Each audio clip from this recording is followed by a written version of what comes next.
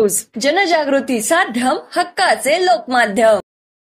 गांधी तीर्थ, निसर्गाच्या सानिध्यात महात्मा गांधींच्या जीवनावरील जगातील पहिले मल्टीमीडिया म्युझियम। आजच भेट द्या गांधी तीर्थ, जैन हिल्स, जळगाव। अधिक माहितीसाठी www.gandhifoundation.net वर विजिट करा। महाराष्ट्रात 2024 विधानसभा निवडणुकीचा प्रचार आणि आचारसंहितेच्या काळात मोठ्या प्रमाणात अपात्र लोकांनी बेकायदेशीररित्या बोगस फसवे डॉक्युमेंट देऊन जन्म प्रमाणपत्र मिळवले। त्याची चौकशीचे मुख्यमंत्री देवेंद्र फडणवीस यांनी आदेश दिले आहे। त्या संदर्भात आतापर्यंत महाराष्ट्रात 16 ठिकाणी गुन्हे दाखल झालेले आहे।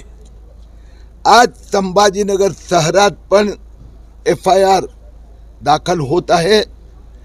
जळगावमध्ये मध्यंतरीच्या काळात 4 दिवसापूर्वी अशाच प्रकाराने काय अपात्र काय बोगस लोकांनी अशा प्रकाराने जन्म प्रमाणपत्र मिळवण्याचा प्रयत्न केला, खोट्या सह्या करून मिळवले।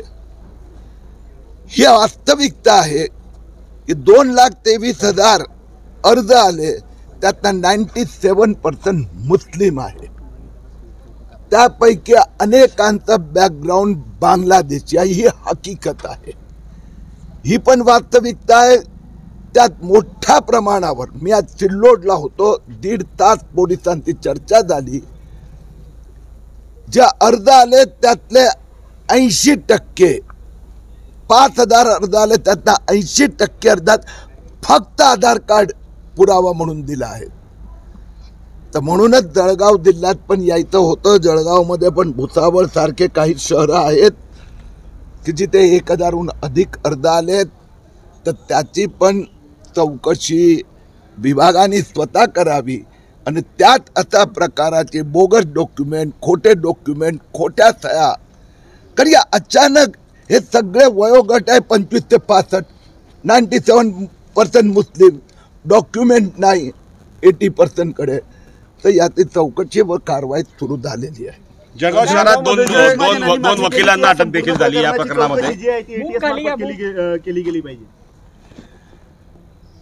आता सगळेच उपस्थित होते, महापालिकेचे अधिकारी, जिल्हाधिकारी कार्यालय, पोलीस, आणि या सगळ्यांचं म्हणणं आहे की आम्ही चौकशी सुरू केली आहे। हा तर फ्रॉड बाहेर आला आणि तो पकडला आहे। आता त्याच्या मागे कोण आहे? वकील पण दिसतोय, एजंट पण दिसतोय। याचा अर्थ त्या वकिलाने एजंटने एवढंच केलं असेल, नॉट नेसेसरी, मे बी अधिक।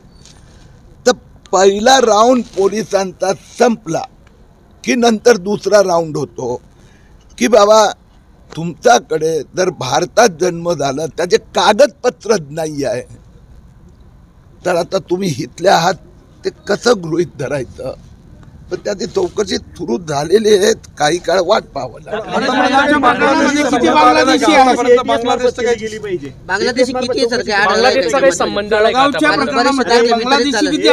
गिरीश महाजनांनी या संपूर्ण प्रकरणाची चौकशी ATS मार्फत करण्याची मागणी केली आहे। मी आपल्याला उत्तर दिलं, पण तुम्ही परत तेच प्रश्न विचारतात। स्पष्ट सांगितलं ना की 2,23,000 अर्ज आले, त्यातला 97% मुस्लिम, त्यातला हजारो लोकांचा बॅकग्राऊंड बांगलादेशचा। म्हणून स्वाभाविक आहे की लोकांच्या मनात शंका उभी होतेच। समजा जळगावचे 42 लोक पकडले गेले, तर त्यांना अशी जन्म प्रमाणपत्र खोट्या रीतीने घ्यायची गरज काय? तो वकील कोण, तो एजंट कोण? तर पोलिसांनी सांगितलं की आम्ही कुठलाही निष्कर्ष देण्याची घाई करणार नाही। आता बांगलादेशी 15 वर्षापूर्वीचा असेल तरी बांगलादेशी तर बांगलादेशीच राहणार आहेत। आता मालेगावचं कालचं उदाहरण देतो, ज्याला आता जन्म प्रमाणपत्र दिलं, आता ज्याच्यावर 2025 मध्ये गुन्हा दाखल, त्या व्यक्तीला 2020 मध्ये तो बांगलादेशी म्हणून त्याच्यावर गुन्हा दाखल झालेला होता, तो जामिनावर सुटला होता। तर त्याच्यामुळे ATS आणि NIA, नॅशनल इन्व्हेस्टिगेटिव्ह एजन्सी आणि ATS दोघांची माझी विस्तृत चर्चा झालेली आहे, 2दा दिल्लीत पण भेट झाली आहेत आणि योग्य वेळेला ते पण या चौकशीत सहभागी होणार. कालपासून भारत सरकार गृह मंत्रालयात जे नॅशनल रजिस्टर आहेत म्हणजे registrar general director general of national census त्यांनी पण महाराष्ट्र सरकारला एक्सप्लेनेशन मागितलं आहे. त्यासाठी 10 जिल्ह्यात अशा प्रकारचे घोटाळे झाले, FIR झाले, तर त्याची माहिती त्यांनी महाराष्ट्र सरकारकडे मागितली आहे. म्हणजे भारत सरकारने पण इन्व्हेस्टिगेशन सुरू केलं आहे. भारत सरकारची आणखीन एक एजन्सी येत्या काही दिवसात त्याची पण ॲक्शन सुरू होणार. या सगळ्यांचा रिपोर्ट गेल्यानंतर ATS आणि NIA भाग घेणार. आतापर्यंत जळगावचं काही बांगलादेशचे कनेक्शन समोर आलंय का? तुम्ही जी काय आज चौकशी केली हे तुम्ही सांगू शकत नाही, मी सांगू शकत नाही. तुमचं आणि माझं म्हणजे व्यक्तिगत नका घेऊ मला. ह्या कोणी म्हणजे 99.99% हिंदूंनी फसवे पेपर नाही दिले. जे हे तर फक्त 6 महिन्यात आलेला हा घोटाळा आहे. त्या 97% मुस्लिम कसं काय? जी जळगावची लोकसंख्या आहे त्याप्रमाणे आलं पाहिजे. म्हणजे समथिंग कुत्तो दाल में काला है ना.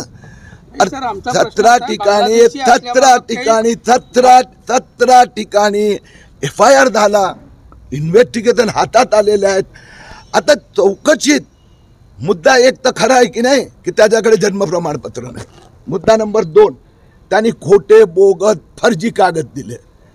मुद्दा क्रमांक 3, त्यांच्याकडे तो हिंदुस्थानात आहे त्याचा कुठलाच ऑथेंटिक डॉक्युमेंट त्यांनी दिलेलं नाही. आता तो कुठला आहे तो पुढच्या स्टेपमध्ये येणार. जर त्याला परत विचारलं जाणार तू हे खोटे कागदपत्र का दिले, तू ऑथेंटिक डॉक्युमेंट का दिले गेले नाही, मग तू भारतात आहे का? भारतात नाही, तू बांगलादेशचा आहे, रोहिंग्याचा आहे, पाकिस्तानी आहे, अफगाणी आहे. तो कोण असेल त्याला तिथे पाठवलं जाणार. झाली त्या चर्चेमध्ये असे काही नॉमिनेट त्यांनी केलेले आहे का 43 संशयितांपैकी?